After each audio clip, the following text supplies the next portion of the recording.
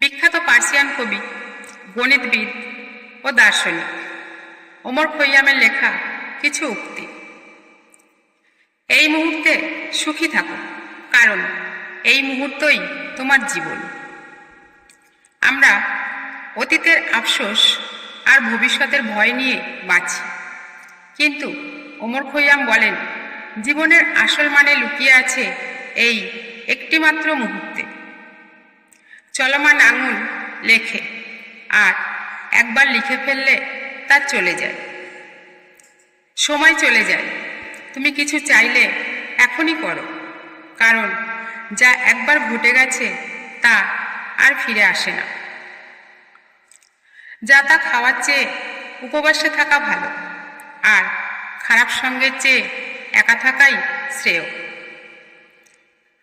জীবন বেছে নেওয়ার খেলা। ওমর খৈয়াম শেখান সংযমী শান্তি। আগামীকাল নিয়ে না ভেবে এই ক্ষণিক জীবন উপভোগ করা উচিত। ভবিষ্যতের চিন্তায় আজকের আনন্দ হারিও না। এই মুহূর্তটাই যদি উপভোগ করতে না পারো, তবে জীবন কবে শুরু হবে? গতকাল তো মৃত, আর আগামীকাল এখনো জন্মায়নি। আজ যদি মধুর হয়, তবে চিন্তা কিসের? বর্তমানের খুশি উপভোগ করো, কারণ গতকাল শুধু স্মৃতি, আগামীকাল শুধুই আশা। আমাদের আত্মা সবসময় উন্নতির খোঁজে থাকে। তুমি চাইলেই নিজেকে আরো উচ্চতর স্থানে নিয়ে যেতে পারো। ওমর খৈয়াম জীবনের ছোট ছোট আনন্দেই খুঁজেছেন শান্তি, সরলতাই সুখ। আমরা সীমিত, এই বিশাল জগতের মাঝে আমাদের সময় খুবই ক্ষণস্থায়ী। আমি যখন আজকে বুঝতে চাই কিংবা আগামীকাল নিয়ে ভাবি, আমি ফিরে তাকাই অতীতে। অতীত আমাদের শিক্ষক, তার আলোয় চলা যায় ভবিষ্যতের দিকে।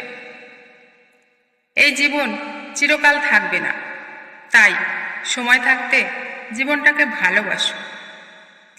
ওমর খৈয়ামের সব কথার শেষে একটাই বার্তা, জীবনকে উপভোগ করো, অর্থপূর্ণ করো, আর সত্যিকার মানুষ হও।